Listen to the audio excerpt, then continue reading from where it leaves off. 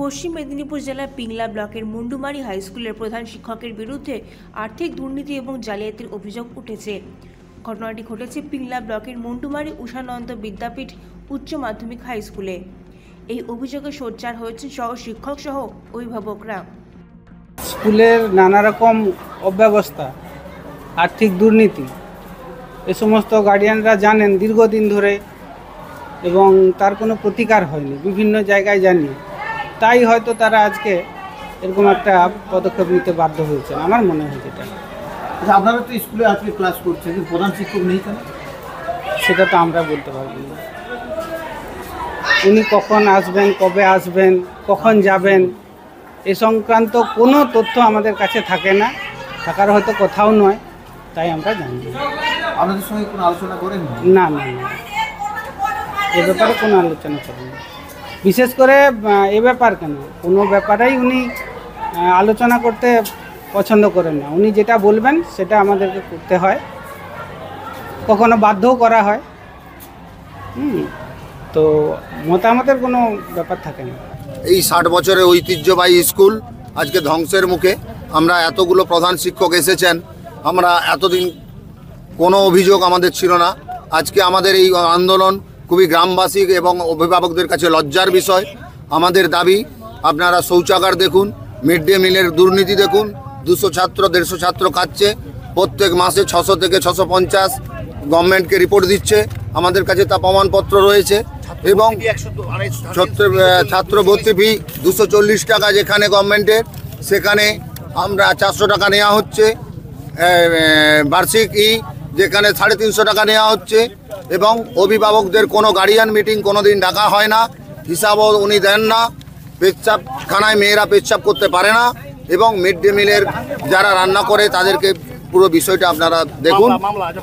যখন তখন গ্রামবাসী এবং অভিভাবকদের উপরে এবং শিক্ষকদের উপরেও উনি টর্চার করছেন এবং মোকদ্দমা করেছেন, মিথ্যা মামলা করেছেন। আমাদের বক্তব্য, এই স্কুলটি সুষ্ঠুভাবে চলুক। আমরা এই প্রধান শিক্ষকের অবিলম্বে সাসপেন্ড, অপসারণ যা আছে করতে হবে এবং উচ্চ পর্যায়ে তদন্ত কমিটি গঠন করতে হবে। আজকে আমরা এতগুলো জায়গা জানিয়েও কোনো যখন সুরাহা পাইনি, তখন আমাদের এই দাবি মানতে হবে। এবং অনেকগুলি বিষয় আছে, আমরা অনুরোধ করব আপনাদের, এখানের বর্তমান যারা টিচার রয়েছেন আপনারা তাদেরকেও জিজ্ঞেস করবেন, তারাও আপনাদের সমস্ত উত্তর দেবেন। এখানে বর্তমান প্রধান শিক্ষকের দুর্নীতির যা করেছেন এবং এই যে আমরা আজকে অভিযোগ করছি, আমাদের যথেষ্ট প্রমাণপত্র রয়েছে। ডিআই সাহেব, ডিএম সাহেব, এসপি সাহেব, থানা, এসআই ম্যাডাম, মুখ্যমন্ত্রীকে বলো, সমস্ত জায়গায় জানিয়েও আজকে আমরা কিছু 26 না, আজকে প্রধান শিক্ষক আসেননি, উনি জেলে। আমাদের এই অবস্থান বিক্ষোভ আগে কথা হওয়ার কথা ছিল, আমাদের বারবার পুলিশের ভয় দেখিয়ে আমাদের বিক্ষোভ থেকে সরিয়েছেন। এবং কার বাহু বলে উনি এত করছে। আজকে আমরা সবাই গ্রামবাসী, অভিভাবক, এবং এখানে কোনো রাজনৈতিক খেলা নেই, সবাই একযোগ হয়ে আমরা আজকে এই প্রতিবাদ। আমি স্কুলের ইস্যুটা শুনেছি, এই ইস্যুটা নতুন নয়, 2019 সাল থেকে ওনারা এটা করছেন। 2019 সালে ওনারা অভিযোগ তুলেছে বিভিন্ন রকম দুর্নীতির সমস্যা। হ্যাঁ, সবগুলোই বলছি আমি, সবগুলোই। হ্যাঁ বলুন। আমার বিরুদ্ধে অভিযোগ 2019 সাল থেকে ওনারা করছেন। প্রথম কথা, 2019 সালে ওনারা আমাকে চিঠি দিয়েছিলেন, উকিলের চিঠি, 15 দিনের নোটিশে স্কুল বিল্ডিং ভ্যাকেট করে দিতে। ওই ল্যান্ড মাফিয়াদের বিরুদ্ধে আমি 15 দিনের নোটিশে স্কুল বিল্ডিং ভ্যাকেট করে দেওয়ার বিরুদ্ধে আমি যেদিনই হাইকোর্টে গেলাম, হাইকোর্টের রায় পেলাম এবং কি বলে স্বয়ং ডিএম এর রায় পেলাম, তার সমস্ত কপি আমার কাছে আছে। তারপর থেকেই ওনাদের অপপ্রচার শুরু। 2008 থেকে আমি ওখানে আছি, 2019 পর্যন্ত এই প্রায় 11-12 বছর কোনো অভিযোগ ছিল না। 2019-এর পরেই যখনই আমি হাইকোর্টে গিয়ে ওনাদের বিরুদ্ধে রায়টা নিয়ে এলাম, তখনই ওনারা আমার বিরুদ্ধে অপপ্রচার শুরু করলেন। কি মানে কোন জায়গাটা ভ্যাকেট নিয়ে বলছেন আপনি? আমাদের স্কুল বিল্ডিংটা ওরা ভ্যাকেন্ট করে দিতে বলেছিল, উকিলের চিঠি পাঠিয়েছিল, জমি মাফিয়াদের ওখানে একটা দল করেছে। স্কুল বিল্ডিং কেন ভ্যাকেট করতে বলেছে? স্কুলের বিল্ডিং ভ্যাকেট করে দিতে হবে। ওটা নাকি আমাদের লিজে দেওয়া ছিল স্কুল বিল্ডিং, নাকি 99 ইয়ার্স লিজ শেষ হয়ে গেছে, স্কুল বিল্ডিং 15 দিনের নোটিশে ভ্যাকেট করে দিতে হবে। এবং স্কুলের যাবতীয় জমি জায়গা ওনারা বিক্রি বাট্টা করে দিচ্ছিলেন।